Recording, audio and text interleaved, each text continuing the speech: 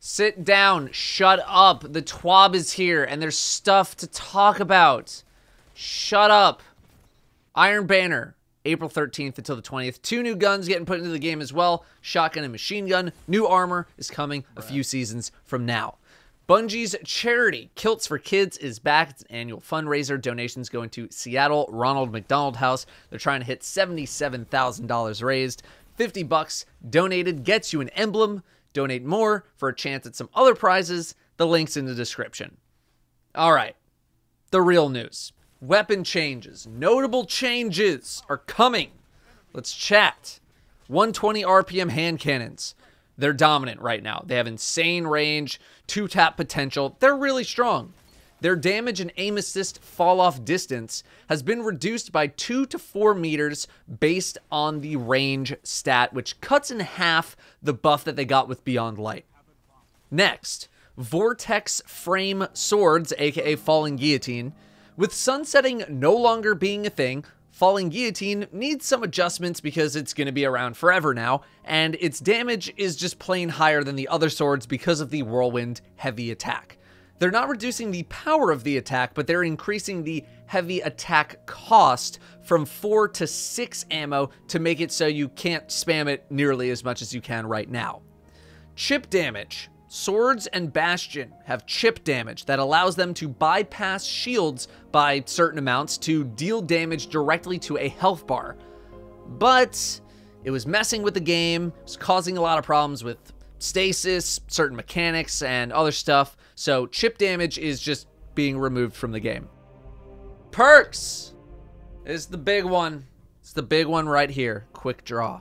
Oh, Quick Draw is intended to provide faster swap speed, but it also gives a passive plus 100 handling, negating the downsides of low handling weapons like aggressive shotguns, snipers, and hand cannons, which isn't something Bungie wants to really encourage, or at least anymore. Certain weapons should have downsides, and being able to completely wipe them out via a perk is not healthy for the game, not to mention that being able to negate said downside on aggressive shotguns, which have some of the highest one-hit kill ranges of shotguns, it may be a bit much. The handling bonus is now removed 1 second after switching to that weapon or upon aiming down sights, and Quick Draw has been replaced by Surplus on all Fellwinter's Lies and Astral Horizons, whether it's a new drop or it's been chilling in your vault. Quick Draw is gone from those 2 shotguns. Next up, Frenzy, the perk. It's really good. It has almost permanent uptime. Why would you not use this perk, especially on the new SMG? Well, again, maybe partly due to the removal of sunsetting, but also because it's really good. Bungie is nerfing this bonus from 20% to 15% bonus damage. Reservoir Burst, aka the one good fusion rifle perk that made Loaded Question really, really good, now increases magazine size in addition to its other effects, but the full battery bonus damage was reduced from 33% to 25%. Apparently, some upcoming content required revisiting the power level of a damage perk that can be activated so easily. And in case you didn't get that hint, it seems like this perk will potentially be returning in a future season. Perhaps, oh, I don't know, the next one. Exotics, the Lament. It's a really good sword. It does insane damage, insane burst damage. It's a champion destroyer. And as a result, the revved heavy attack is getting reduced in damage by 16%. Bastion, also getting some adjustments, thanks to chip damage being removed. Due to increased feedback on Bastion and higher than normal usage in PvP, it is getting a slight adjustment now and will be revisited later. The spread angle has been increased by 13%. In PvE, it now staggers unstoppable champions. Okay, I like that. Next up, a more minor thing, shaders are becoming permanent unlocks in Season 14, which means there's no need to keep them around as consumables, so you should dismantle your shaders right before Season 14 launch in order to get the glimmer and shards that you would get from them, from dismantling. Some news from last week that I didn't cover because I wasn't able to cover it 8 seconds after it came out includes perks that are only good when people are dead and some vendor stuff. Celerity and Bottomless Grief getting some tuning. As we know, perks that only work when people are dead aren't really fun to use, even if they're really good.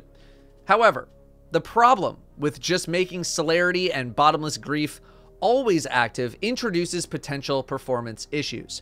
For example, most legendary weapons are at their maximum threshold of how many perks can be active at once, and going over that limit can cause, quote, bad things to happen, TM, end quote, in the form of random parts of perks turning off.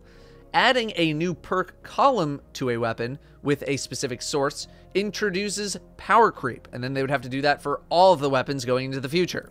And adding a new perk column only to adept weapons would work against one of Bungie's goals for adept weapons, which is having them be an upgrade, but not so much of an upgrade that it feels bad to die to them because they're so good and you're not able to get it. And Not Forgotten was mentioned here as an example.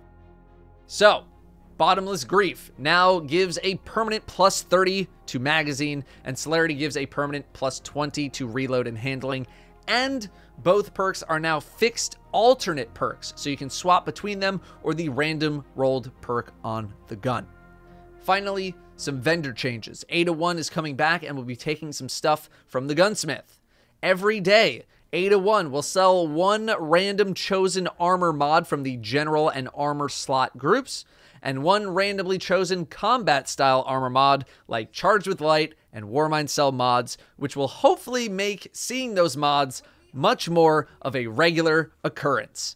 Ada1 will have one armor set randomly chosen from the world loot pool with stat rolls that change on a weekly basis. She'll also sell upgrade materials in the same way that Banshee does right now, and Banshee is getting those upgrade materials removed from his inventory, so they're just swapping.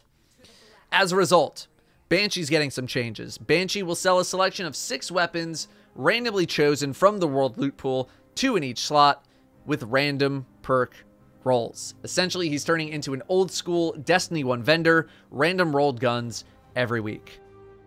Daniel, what are your thoughts on this? I'm going to start with last week's stuff real quick because I didn't get to cover it.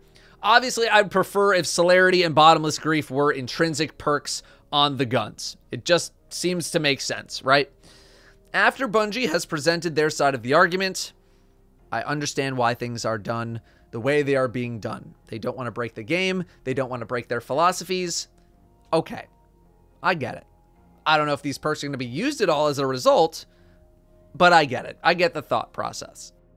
Vendor changes, totally cool with Ada selling the good mods more often. It's been a problem since they left the loot pools in Season 9 and 10. A lot of good builds need these mods, and getting them into the hands of players much more often than what's happening right now is an incredibly good thing. I don't know who would be against this change. Banshee getting randomly rolled weapons. I'm sure the Destiny 1 is better than Destiny 2 nostalgia crowd probably needs a new pair of pants after hearing that news. But otherwise, I think it's a fine addition to the game at this point in time. Doesn't really bother me one way or the other. I'm sure some people out there might get mad that you might quite literally be able to buy a god roll weapon off of the shelf, but so be it.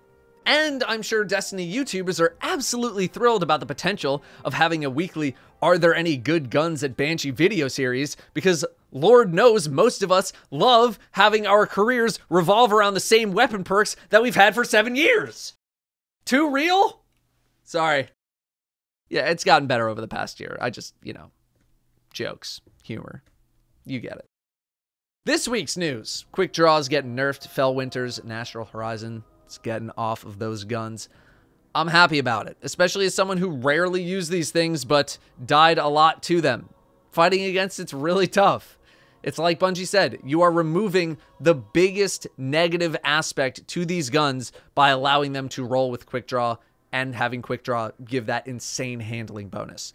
Fellwinter's has been a menace. Astral Horizon is pretty much there too, and I think it was about time that something was finally done about these guys.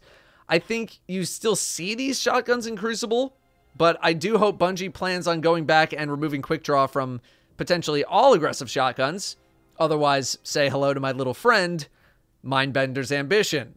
It is sunset from the game, I get it, but it is still usable in many PvP playlists, and I think it would be a shame to nerf 2 problems and ignore some others just because those other problems don't affect light-enabled PvP content. I don't feel like quick draw is as much of a problem on snipers and hand cannons compared to shotguns, but I also feel like that's because you feel the impact of getting fast swapped much more often against a shotgun user as opposed to a sniper or a hand cannon user. The perk is still going to do what it says, quick draw. It's just not going to buff literally everything about handling a gun anymore, which is more than just swap speed. It's how quickly you can fire a weapon after doing a thing, sprinting, jumping, melee, slide, whatever. Slide shot and opening shot are still very much alive, and I do not expect Fellwinter's and Astral to just completely die off as a result of these changes. I suspect some players might not even notice a difference in terms of how often they're still getting killed by these guns. Definitely want to see what the impact of this is going to be in the both short and long term, but I at least feel like fighting against the W key players out there might have just gotten a little bit easier. 120 RPM hand cannons, they're insane in PvE. I watched a bunch of PvP gameplay from some much better than me players recently, and it's insane the range of these guns. I knew they were already insane, but just even watching people way better than me play with them, this should not be coming as a surprise to anyone, in my opinion. They needed a tweak down to make their range not as obscene as it is. I'm totally fine with this nerf. I fully expect Bungie to at least be discussing Dead Man's Tale with the Catalyst hipfire as a follow-up to this nerf, as I feel like it might be on the chopping block next due to how absolutely insane this gun is, or at least how I feel like it is. Sword nerfs. I'm glad they went with increasing the ammo needed for a sword attack as opposed to just nerfing the damage outright. Although I'm guessing they'll be keeping an eye on damage as well, even though it was just nerfed somewhat recently. You just gotta be a little more careful with your ammo, can't endlessly spam those heavy attacks. But, on the other hand, there weren't really that many places in the game where I feel like you needed to spin to win that often, that many times in a row. Overload champions usually go down with a spin and some light melee attacks, even in the highest tiers. I think this is going to be okay. The Lament, on the other hand, I think we all know how good it is in PvE. You're able to burst champions like they're nothing. The damage is stupid high. Saw this one coming from a mile away. Chip damage. I don't really think chip damage has been that important in the grand scheme of the game, so I don't mind them removing it if it's been causing more problems than it's been contributing to the game. Chip damage is where you can hit through shields. You just hit the health bar instead. Mainly a PvE thing. Otherwise, I have no strong reactions to this one way or the other. It just felt like a very negligible part of the game. Didn't really have a huge impact. So, you know, okay. Frenzy getting nerfed doesn't really surprise me either, although it did surprise me at how quickly it happened. There's almost no effort needed to proc this at all, and it was a 20% damage boost for free. Literally free.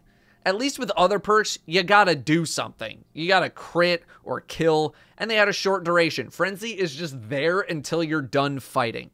I'm guessing that sunsetting being removed also took part in this to a slight degree, but not as obviously so compared to something like Falling Guillotine. I really gotta reiterate here, with sunsetting no longer being a thing, people need to expect some balance changes, mainly nerfs. With stuff no longer cycling out, Bungie needs to make sure that these things are a bit more balanced now. They can't just like leave them at a higher level.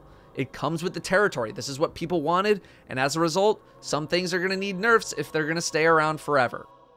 I'm loving the Unstoppable Champion stun being added to Bastion. Now we just need to make fusions, you know, usable. I know console players were getting really annoyed with Bastion, so there's your nerf. Congratulations on that. Speaking of usable fusions, Reservoir Burst. Previously only seen on Loaded Question, aka one of the only good fusions the game has ever seen. It seems like this is making a return, and I'm all for it, because at least maybe fusions have a chance at being used. Granted, They need a lot more help than just this perk, but maybe this is the catalyst that can get fusions into a state where I don't feel the same level of shame from using one as the shame my parents felt when I told them I wanted to make videos on Destiny weapon rolls for a career instead of becoming a doctor. That's it. Thanks very much for watching. I'll see you next time.